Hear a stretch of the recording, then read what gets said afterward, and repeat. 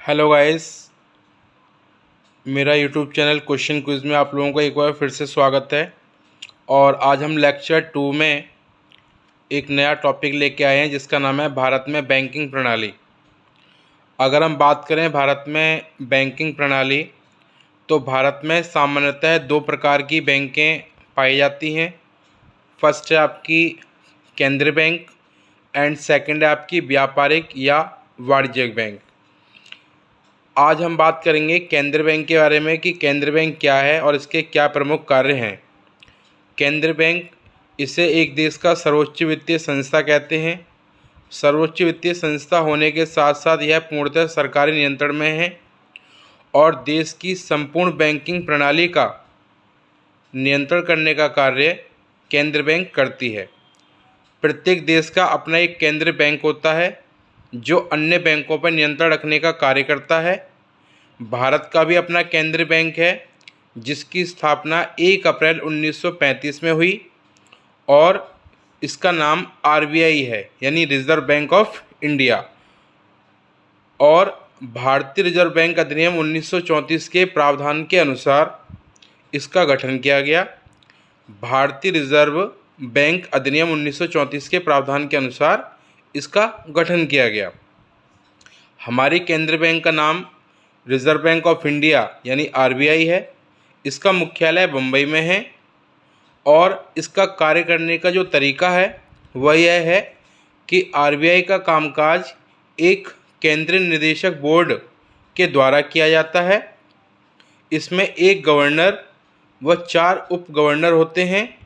इसके अलावा विभिन्न क्षेत्रकों से 10 निदेशक और 2 सरकारी अधिकारी भी बोर्ड में शामिल किए जाते हैं जो केंद्र सरकार के द्वारा नामित होते हैं। इसके साथ साथ इसके अलावा आरबीआई के 4 स्थानीय बोर्ड भी हैं जिनके माध्यम से यह अपने कार्यों को करता है, जो बम्बई, कोलकाता, चेन्नई और नई दिल्ली में स्थित हैं। इनमें से प्रत्येक से एक एक निदेशक को भी केंद्रीय निदेशक बोर्ड में शामिल किया जाता है। और वर्तमान समय में ये सभी मिलकर के देश में अन्य सभी व्यापारिक बैंकों पर नियंत्रण और कार्य करने का कार्य करते हैं। वर्तमान समय में आरबीआई के जो गवर्नर जनरल हैं वर्तमान समय में जो आरबीआई के गवर्नर हैं वो शक्तिकांत दास हैं।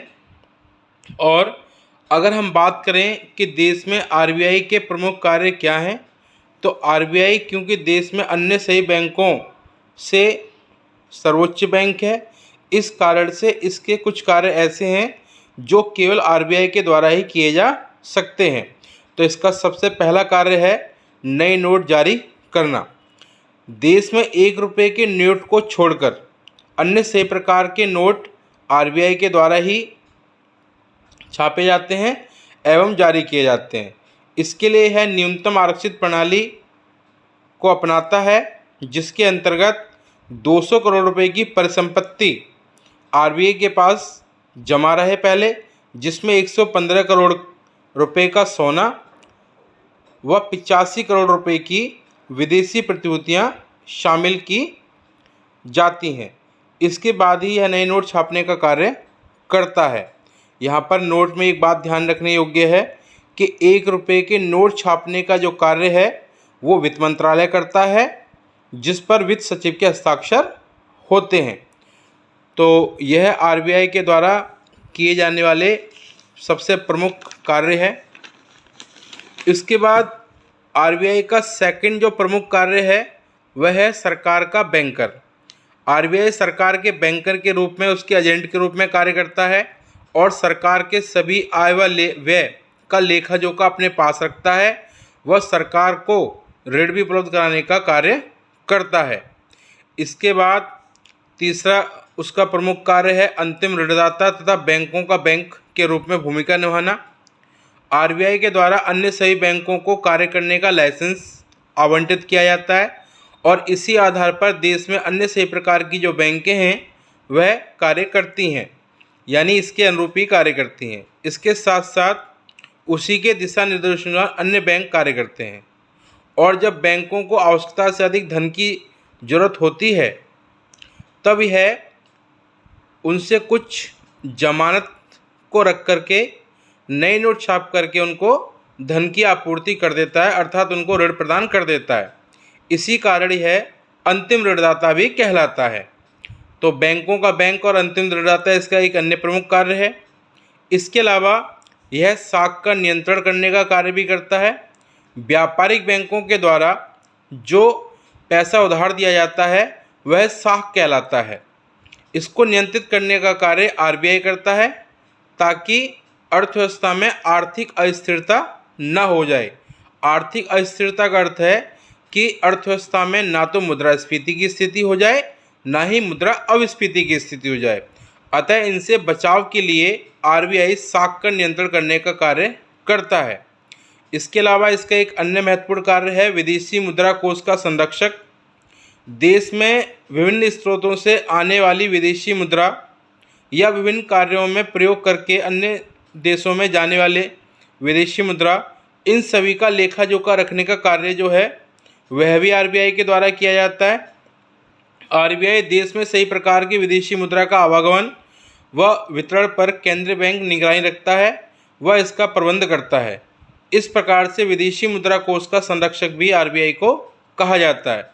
तो यह आरबीआई के द्वारा किए जाने वाले प्रमुख कार्य हैं जो कि प्रतियोगी परीक्षाओं में आपसे लगातार इन विषयों से संबंधित प्रश्न आते हैं। इसी कारण से मैंने यह महत्वपूर्ण वीडियो आप लोगों के लिए बनाई है। अब आज हमने जो अध्ययन किया है इस पर आधारित कुछ महत्वपूर्ण प्रश्न करते हैं जो कि आपसे प्रतियोगी परीक्षाओं में पूछे जाते हैं। इसमें सबसे पहला प्रश्न जो है, जो आज हमने विषय पढ़ा उनसे संबंधित सबसे पहला प्रश्न है, भारत की केंद्रीय बैंक का क्या नाम है? तो भारत की केंद्रीय बैंक का नाम आरबीआई है, जैसे कि अभी हमने पढ़ा, यानी reserve bank of India. Second है, केंद्रीय बैंक का मुख्यालय कहाँ स्थित है? तो वर्तमान समय में केंद्रीय बैंक का जो मुख्यालय है वो मुंबई के अंदर है। उसके बाद अन्य प्रश्न है, देश में 1 रुपये के नोट जारी करने का कार्य कौन करता है? तो अभी हमने स्टडी किया कि देश में 1 रुपये के नोट जारी करने का जो कार्य है वो वित्त मंत्रालय करता है, वो वित्त मंत्रालय करता है। और इसके अलावा अन्य प्रश्न है आपका कि भारत के केंद्रीय बैंक का संचालन व प्रबंध कौन करता है? तो भारत के केंद्रीय बैंक का संचालन व प्रबंध करने का कार्य जो है वो केंद्रीय निदेशक मंडल करता है, जो कि अभी हमने स्टडी किया। केंद्रीय निदेशक मंडल करता है इस कार्य को, केंद्रीय निदेशक मंडल करता है। अगला प्रश्न है कि आरबीआई का राष्ट्रीयकरण कब हुआ, अर्थात आरबीआई को सरकार ने कब टेक ऑफ किया? तो वर्ष 1949 में आरबीआई का राष्ट्रीयकरण हुआ और तब से यह पूर्णतः सरकारी नियंत्रण में है और इसी के माध्यम से अन्य बैंकों का संचालन किया जा रहा है। अगला प्रश्न है हमारा कि देश में सभी वाणिज्यिक बैंकों को दिशा निर्देश कौन देता है? तो देश में अन्य सभी प्रकार की जो वाणिज्यिक बैंक हैं इनको दिशा निर्देश करने का कार्य आरबीआई के द्वारा ही किया जाता है और आरबीआई समय समय पर इनको दिशा निर्देश दे करके कार्यों को संचालित करता है। इसके अलावा एक अंतिम प्रश्न है आपका कि नए नोट छापने हेतु के अंतर्गत आरबीआई के पास न्यूनतम आरक्षित पद्धति के अंतर्गत कितनी मुद्रा व किस रूप में होनी चाहिए?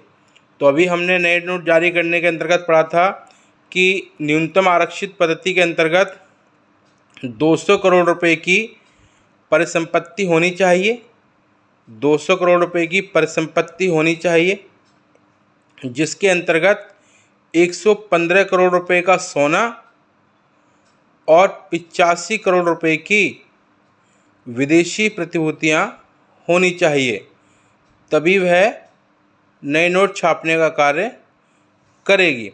तो इस प्रकार से यह थी आपकी आज की कक्षा लेक्चर 2, जिसमें हमने आरबीआई के बारे में पढ़ा कि आरबीआई कैसे गठित करती है, कैसे संचालन करती है अपने कार्यों का और किस प्रकार से उसके क्या क्या कार्य हैं।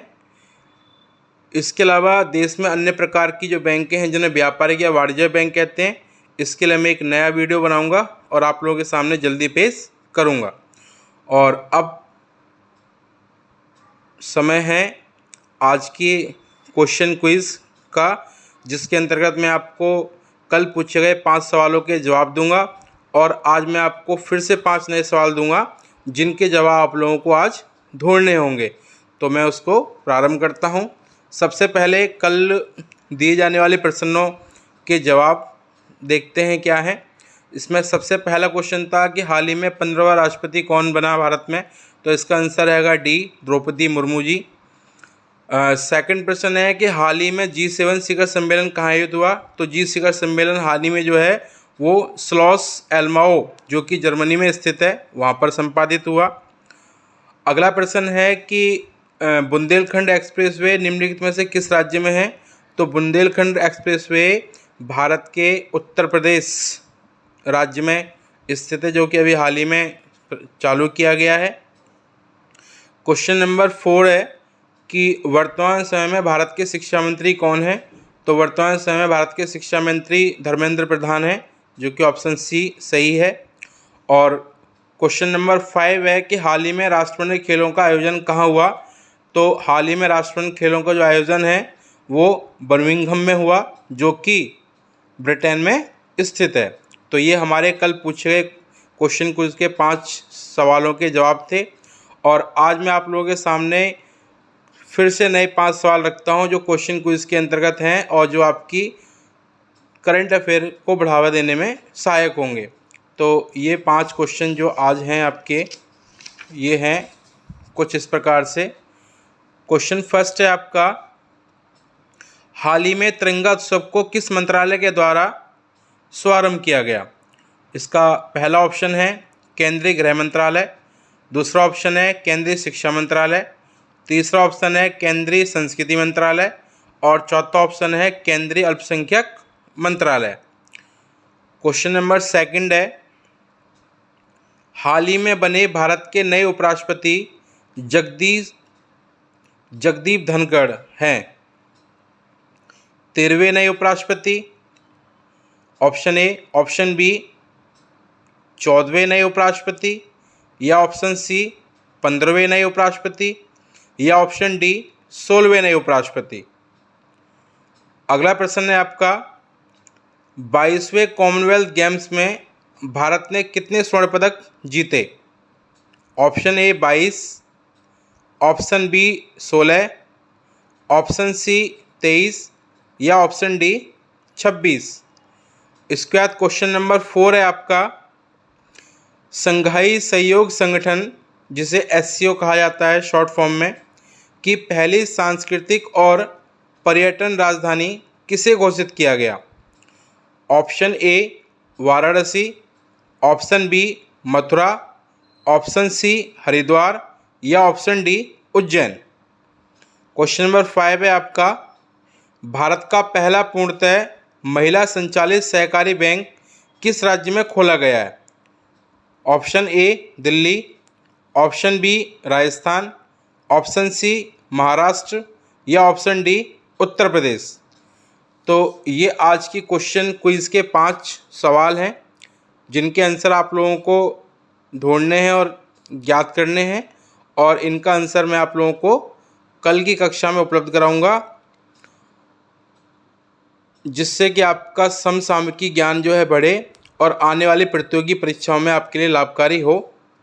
आपको मेरी वीडियो कैसी लगी मुझे लाइक करके और कमेंट करके बताएं, और मेरे चैनल को सब्सक्राइब करें ताकि मुझे प्रोत्साहन मिले और मैं आप लोगों के लिए इसी प्रकार की ज्ञानवर्धक वीडियो ज़्यादा से ज़्यादा बनाऊं। Thank you.